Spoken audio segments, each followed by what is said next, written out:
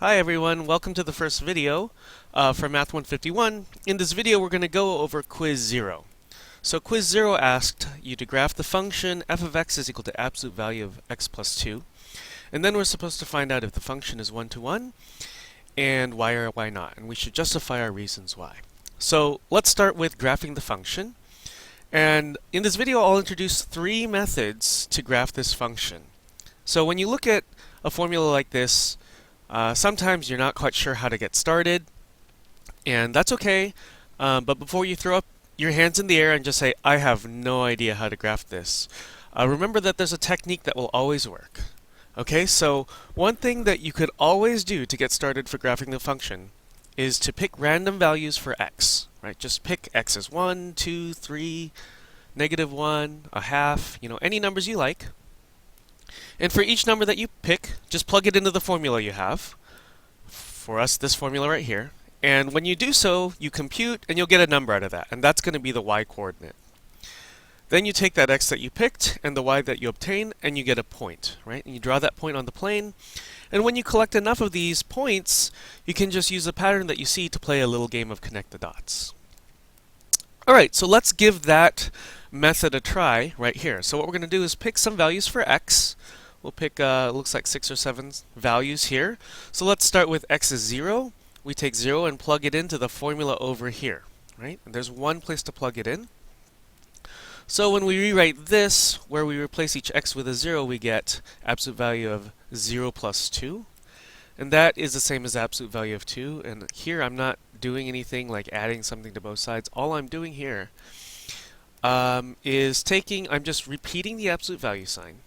But then what's in the middle, I simplify, okay? And now let's actually take care of the absolute value. So it's a positive number. Absolute value, we'll leave that alone and just give us a positive 2. And that means we can go over to our graph paper, and starting at x is 0, the y coordinate is 2, so we should go up 2 units and draw a dot right there. Alright, let's pick another x value. How about x is 1? And same sort of thing. Here we'll place the formula. We plug in x is equal to 1. Now we have absolute value of 1 plus 2. That's equal to 3. And that's the absolute value of 3. That's just equal to 3. So we go over here, go 1 unit over to the right, because that's x is 1, and go 3 units up for y is positive 3, and we plot a point. And we continue this way. X is 2. So you get absolute value 2 plus 2. That's 4. 4. We get another point there. Okay, let's try that one more time. X is 3. So we have absolute value of 3 plus 2. That's absolute value of 5. That's 5. So we'll plot a point at 3, 5. And when you stare at the points, the 4 blue points we have over here, it's easy to assume now that maybe the graph that we have is going to be a straight line. So we draw that line in, but it turns out that this is not going to be quite right. So we sort of don't have enough points yet to be able to play a game of connect the dots. So let's see why that's true. Let's just get rid of this red line for a second and look at the x value -1. So we've already looked at 0. We're just looking one more unit to the left now. And we'll plug in -1 into x up here. And what do we get? We have absolute value of -1 plus 2. That simplifies to the absolute value of, well, you can think of it as 2 minus 1, so absolute value of 1. That number is still positive in the absolute value, so we'll just get a 1. So we're going to plot a point at -1, 1, right? So right here. Okay, let's move over one more time to the left. -2. We have absolute value of -2 plus 2. That's, if we simplify the stuff in the absolute value, we get a 0. So that's absolute value of 0, which is just 0. So we plot a point at -2, 0. Alright, there it is. And now something interesting happens, right? So now let's look one more step to the left. We'll look at x is -3. Plug that into the formula. We have -3 plus 2. And look, this is the first time we have that the negative thing actually overpowers the positive amount here. So inside the absolute value, we really have absolute value of -1, right? Now, absolute value of this negative number will give us the positive version. We get this positive 1. So at -3, 1, so 3 steps to the left for x. And then positive 1 here, so from this -3 we have to go up 1. We plot a point right there. Aha! And now we see that we can't just draw in a line right here, right? This is the first time we see this sort of hook shape or check mark occur. Let's just verify with one more step to see what we have. -4 for x, plug that into the formula. -4 plus 2 will absolute value that, so that's the absolute value of -2 or +2. So let's plot the point at -4, 2, which is right there. And we could continue on this way, but now I think it's a lot clearer that if we connect the dots, we'll get a V shape that looks like this. Right? So that's, again, that's a method that will always work. So this first method for graphing was about picking random values of x, plugging into a formula, getting values of y, and plotting points. And you want to be careful and make sure that you've plotted enough points to see really what's going on everywhere with this. Because if you just plot a handful of points over on the right, well, it could be a little deceptive. Well, there is a second method for graphing this particular function. And what I'd like to do is appeal to the fact that the graphs of our function that we're looking at and the graph of g of x is equal to absolute value of x, they're probably related. And they are. They're very related, right? In fact, if we stare at the formulas, the only difference is this +2 right here. Okay, so the graph of g of x is equal to absolute value of x is one that you're probably a little bit more familiar with than this one. And so we've drawn that in right here, right? That's that V where the apex, so to speak, is right at the origin. But now we have to answer the question of how is this graph related to the graph of the function that we want? And that's where this +2 makes things a little bit tricky, but let's go to the picture and try to understand what we should do. So if we were to try to plot whatever is the appropriate y-coordinate for x is equal to 0, so along this vertical line we should draw one and only one point because of the vertical line test. But where should we draw the point?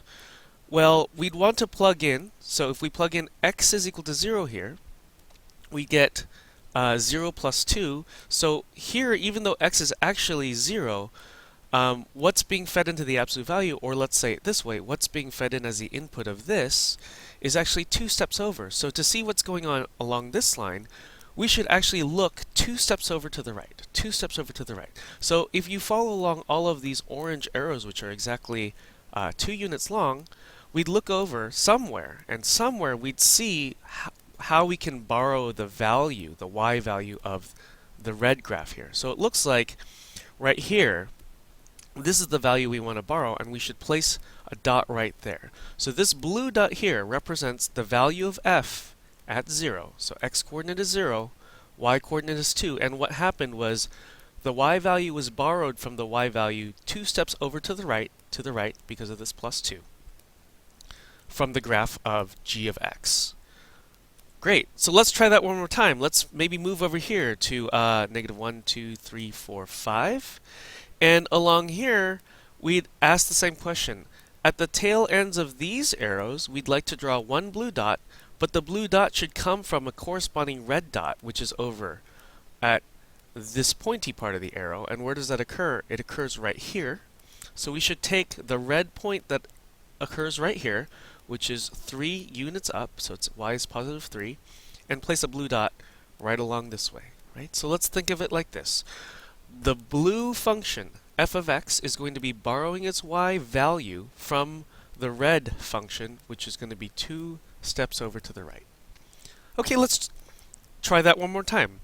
So let's come over here to x is 1, 2, 3, 4. And somewhere along here, again, we'd like to draw a blue dot along here somewhere, but we need to borrow that value of where to get that blue dot from moving over 2 steps to the right. And somewhere 2 steps over to the right, we run into the red function and borrow that value and place a blue dot right there. If you keep running this experiment over and over, you'll see that, and we didn't do it everywhere, but you'll see by borrowing from 2 steps over to the right, that's essentially the same thing as taking the red function and just drawing it 2 steps over to the left. And that's this blue function right here. So this is the graph of what we wanted. F of x is equal to absolute value of x plus 2. Now there is one third way for this particular function to take care of things. So let's go through that.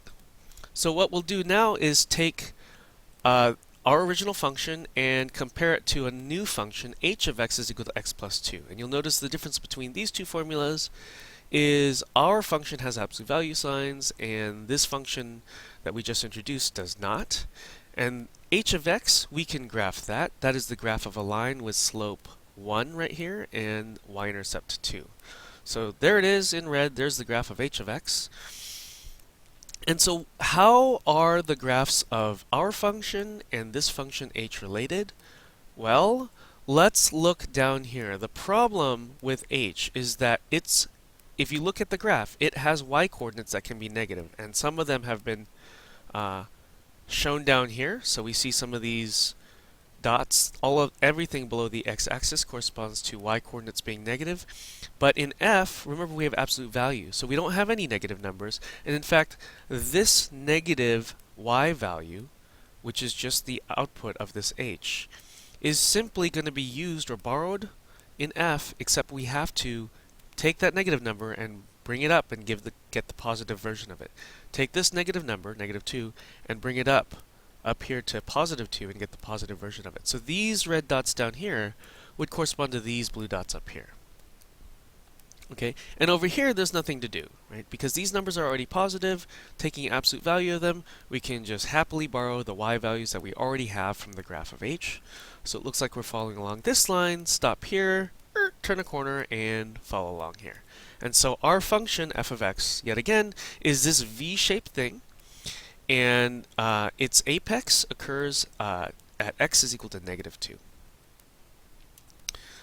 Okay, so in summary, this is the graph that we have right here, this v-shaped thing with apex right there. And let's review. So the methods we have, you can always, in method 1, you can always get started graphing a function by picking random values for x. You just plug it into the formula that you have at hand, and you'll get y values out of that, right? And if you start plotting enough points, then you'll be able to see the shape of the graph. And methods 2 and 3, what we did was we took our function and its formula and tried to pick it apart in terms of pictures by looking at graphs of other things which would be related. We thought, what would the plus 2 do in terms of the geometry, in terms of the picture? Or what would the absolute value do in method 3? Okay, let's verify our work by checking out the function grapher tool. Here's the function grapher tool. It's powered by a piece of software called Sage, which is free. The notation for Sage is quite a bit like WebWork. There are a couple subtle differences, but they won't really affect us today. So by default, what's thrown in here is the graph of x squared minus 1, but we can just come up here and change that. All you do is you come and type for absolute value, ABS, and then in parentheses, we'll put in an x minus 2. And if you, oh wait, we had x plus 2, didn't we? So let me just change that minus to a plus. And if all you do is, once you've typed in what you want, just click outside of the box, then it will update, and there it is. There's the graph of our function. Okay, that graphing and tutorial of this Sage Interact program concludes the first part of this video. And let's look at part 2 now, which will talk about whether the function is one-to-one or not.